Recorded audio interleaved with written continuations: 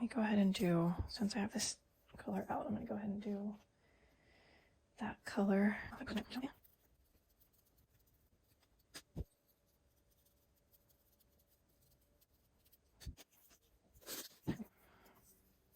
Now for your beige, and I'm just going to do his whole face, and then we will go back and work in some shading.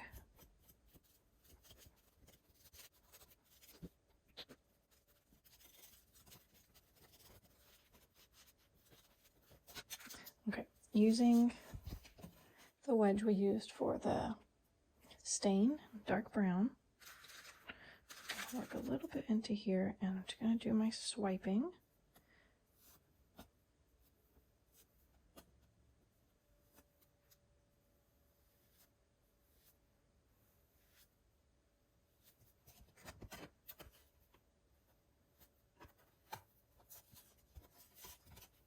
Okay, and coming back around with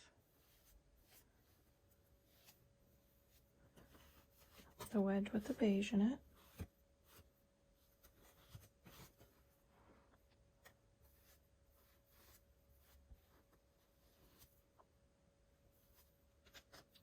Okay, and I'm gonna do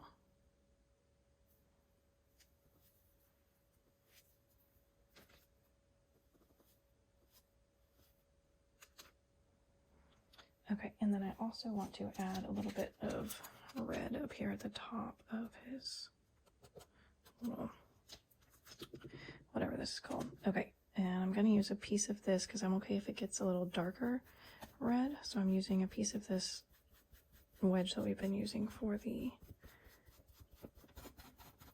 dark brown.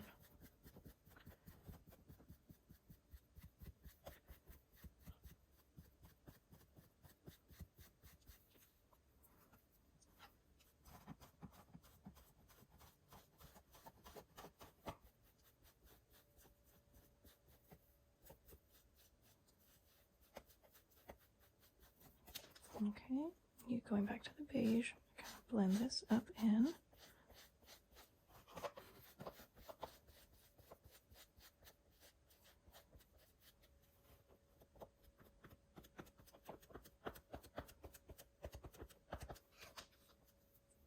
Okay, so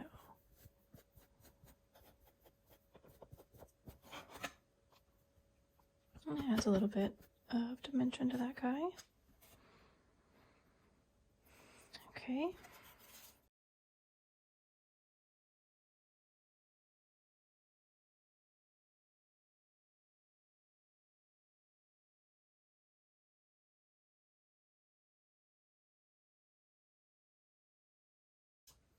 All right. He is pretty much done. For the mouth, if you don't have a Sharpie, let's go ahead and do the mouth and the hands. You can use the dark brown or you can use your black. Either one will give you the definition you need. Make sure your paint is worked well in and your bristles are groomed. And I'm going to start right here to see how my paint is lying. Okay, that's good. And I did that because your beak is going to cover that middle section. So I just wanted to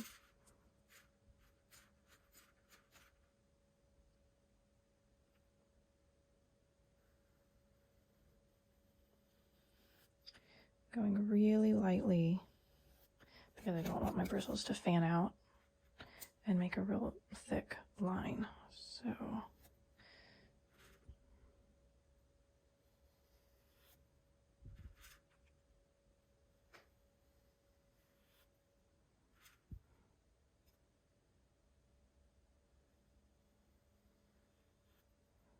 okay.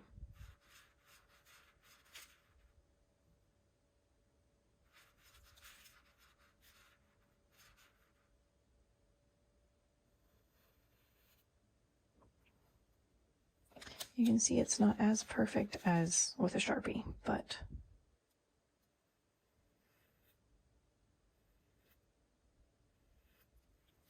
it certainly works. So there's that. And then this is just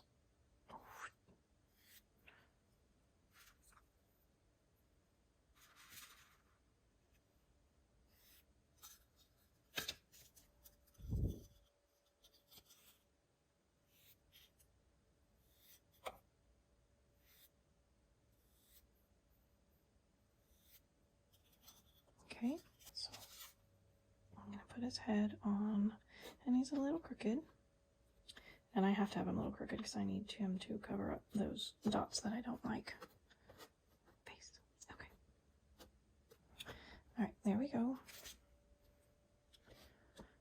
There's little eyeballs on.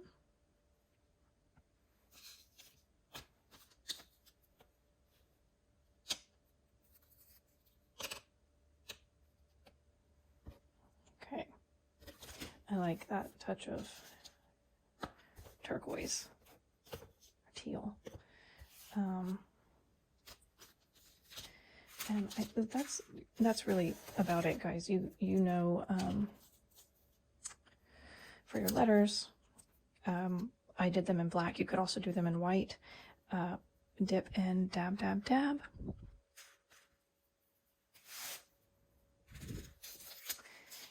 Don't use too much. Dab off the extra. If this is your first time, this is how we do letters, to get some nice clean edges. Dab off the extra paint and dab onto your piece.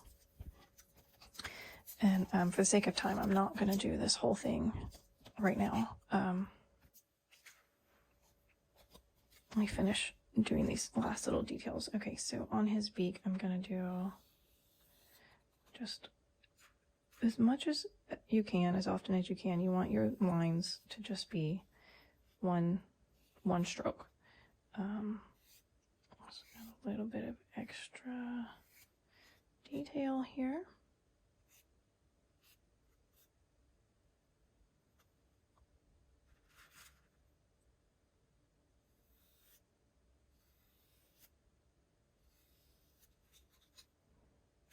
Again, if you have a Sharpie,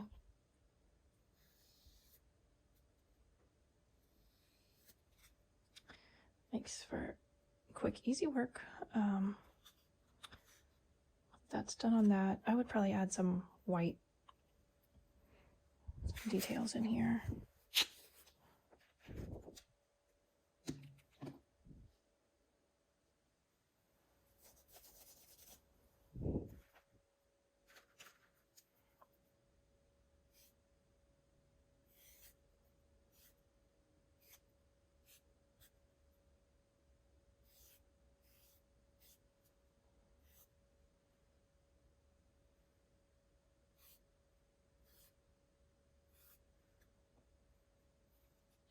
Okay.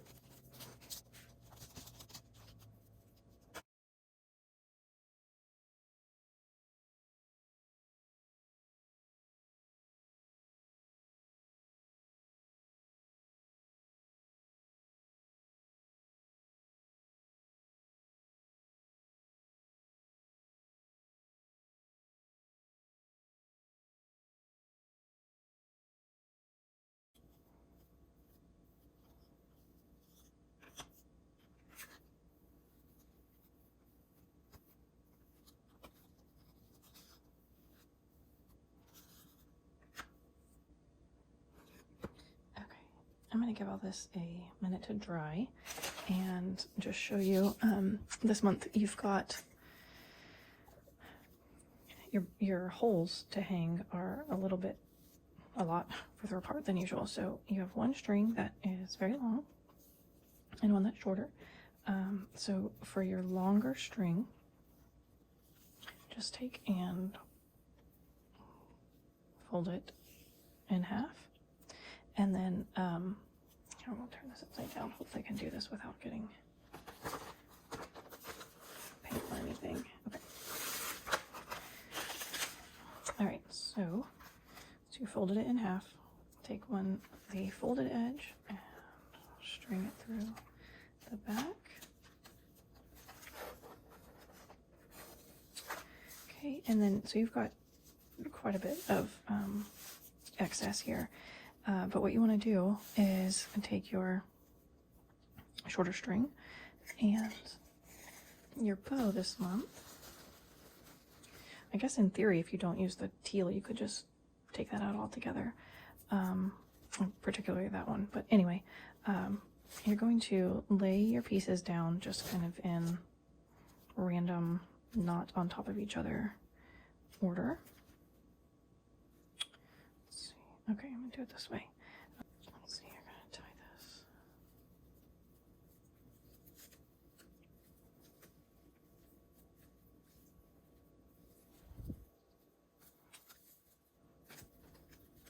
All right, go ahead and make that knot, and with the part that is on the front, go ahead and loop this through there.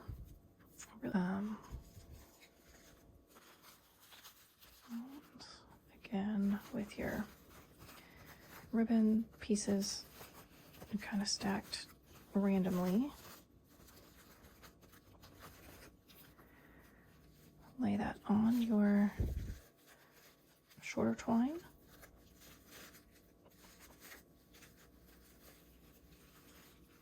And this shorter twine now is through the knot there, and we don't want to let that all fold back, so I'm kind of pushing it from the bottom as I pull.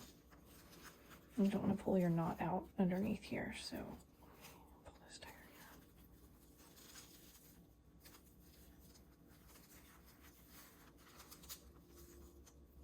here. Okay. As you tighten that twine, just make sure all your ribbon doesn't fold inward. And tighten it pretty good.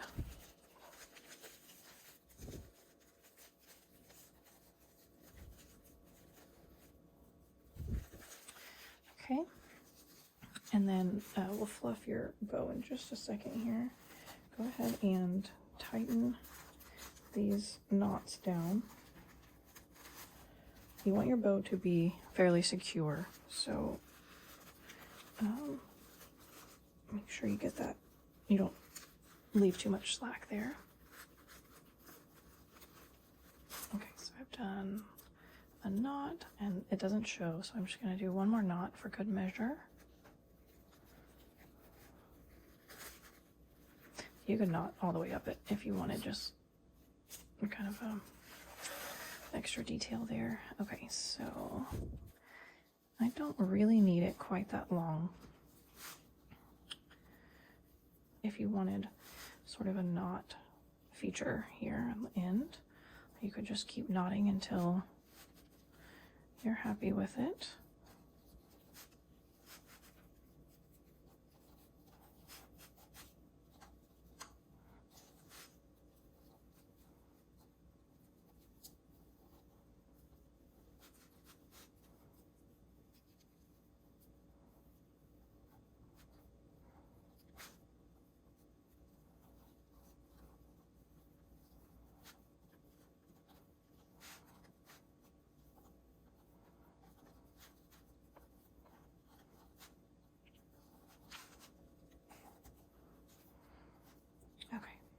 Is plenty, and I don't want short little strings hanging off, poking out there, so I'm just going to loop that back down.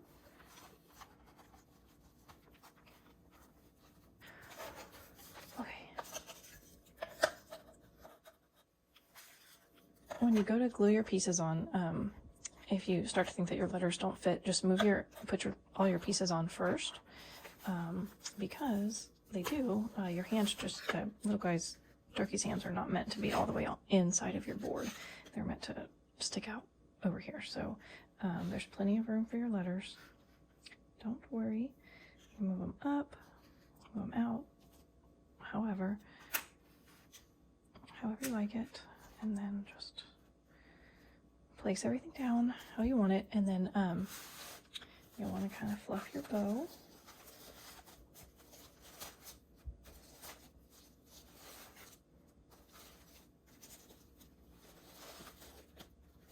So if you did your background in browns or something besides the teal, I think that his eyes being that color complements the bow nicely. Okay, so last but not least, your glue clamp. You'll use your E6000 on your pieces. Lay that down first, and then in places that don't have E6000, put just a dot, let it kind of run a little bit, and apply pressure just for a few seconds until the super glue has had a chance to adhere. And all that does is, super glue isn't going to hold your piece together forever, but it gives your E6000, it's almost the same as clamping it down with you know, like woodworker clamps. So it's called a glue clamp, and that's going to keep your pieces, that's going to give your pieces time to, the E6000 time to adhere your pieces together. So there you go. We are all set. Thanks, guys. Happy painting.